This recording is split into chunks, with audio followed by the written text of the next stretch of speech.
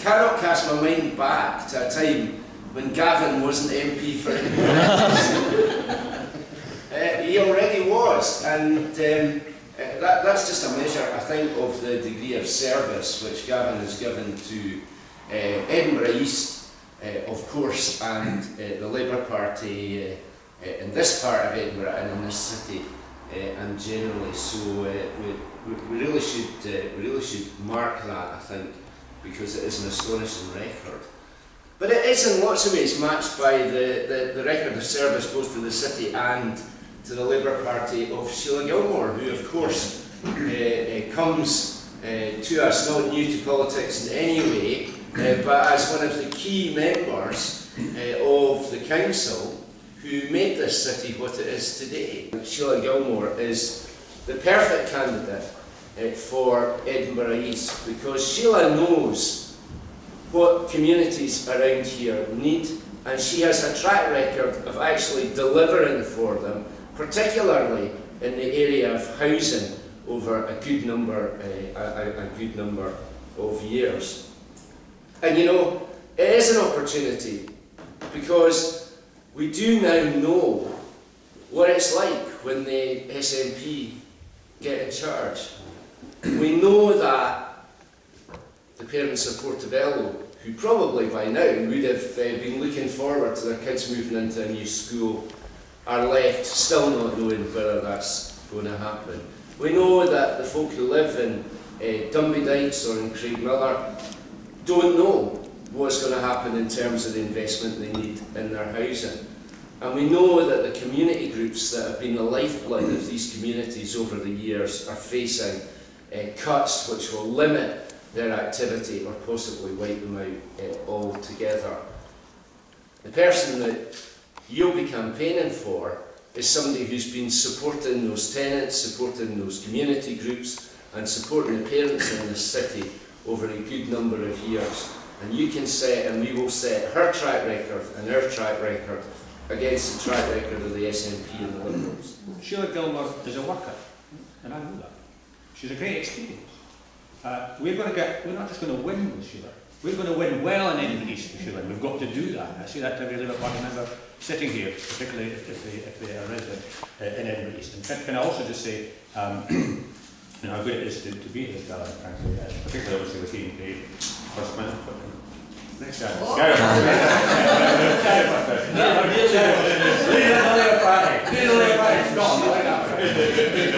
Labour leader in the Scottish Parliament. Well, good morning. It's great to be here, and it certainly is the beginning of what I think is a very challenging period. I don't think we should kid ourselves in any way at all that we don't have a real challenge to face here. But the worst thing we can do is to become like rabbits and, you know, in headlights and panic. And one thing that always encourages me is, you remember at the beginning of the Glenrothes by-election campaign, I mean, the media was writing us off, and it would have been all too easy there as well to think, oh God, Glasgow East, it's just we're on that slippery slope, and we're not going to win this. And we did, because the party didn't accept that. It organised a very good campaign, and I'm sure lots of people here, like myself, did go over and get lost in Glenrothes on various occasions. A really confusing place. But we showed that these things aren't inevitable, and I think that is extremely important. And I was also glad that Iain touched on his early days in the Labour Party, which actually paralleled my own. And there was a time then when even people in the Labour Party were beginning to say things like, oh, it won't make much difference. You know, they were a bit fed up with the Callaghan government. I mean, people look back now and think, God, Callaghan was okay compared with, we always said the past ones are better than sort of the ones we've got. It's about being, we're so aspiring in the Labour Party, we are idealistic, we want things to be wonderful, and we do have this tendency to then become quite critical when we don't produce the miracle overnight. So at that period, there were people, so even some party members, certain party supporters who were saying, ah, well, you know, if we lose this election, it won't really make all that much difference. A period in opposition will do us good and all of that sort of stuff. Well, you know, what did we get? We didn't just get a period in opposition, we got a very lengthy period in opposition, and we saw the difference. We saw the difference very concretely. And I think the same is, on the local level, true for us now in Edinburgh, and I think that probably is an advantage. I think a lot of people thought perhaps we'd had 20 years of having a Labour Council in Edinburgh, and we'd had our turn, it was time for something else. And again, even people who were perhaps naturally supportive, people working in voluntary organisations, for example, were some of them not too put about by the idea it wasn't going to be a Labour Council anymore, and they weren't always too pleased with us. We hadn't always done everything they wanted, and always given the grants they wanted.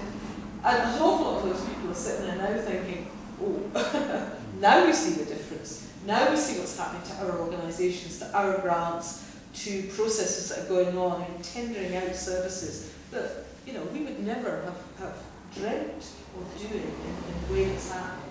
And what you're getting is a real cost-cutting exercise, which is quite drastic for a lot of these services, and people are really feeling the difference. So that also gives us something to go out with and remind people. Nobody wants to do negative campaigning, but I think you have got to remind people of what the differences are, where there is a difference between what Labour stands for and what the other parties stand for. And if we don't make that clear, then no wonder people are confused. And they are anxious. They are concerned. You can't help but be when the battering from the media every day is just how dreadful everything is. That is a big risk that we talk ourselves really down into being even worse than it actually is. But they're also looking for answers. I mean, I do sense that people they don't necessarily think that anybody else has the answer. But if we don't give them the clarity of our answer, if we don't bring that down to a local level and say, well, what difference does all this make? And you can talk about trillions of pounds and it kind of floats over everybody's head. What does that mean in terms of local jobs? What does that mean in terms of local services? How will we be able to show people that it makes a real difference? And I think if we do go with those answers, we will be in a position to get people to say, yeah, I'm sticking with Labour, I'm going to vote. Because we are asking people to vote for a fourth time for a Labour government, and that was always going to be tough, regardless of what was happening. But we have to give them a reason for doing that. We have to show our enthusiasm. And I think the first thing is to lift ourselves up very clearly and persuade ourselves that anything else would be so bad for the country that we have the duty, I think,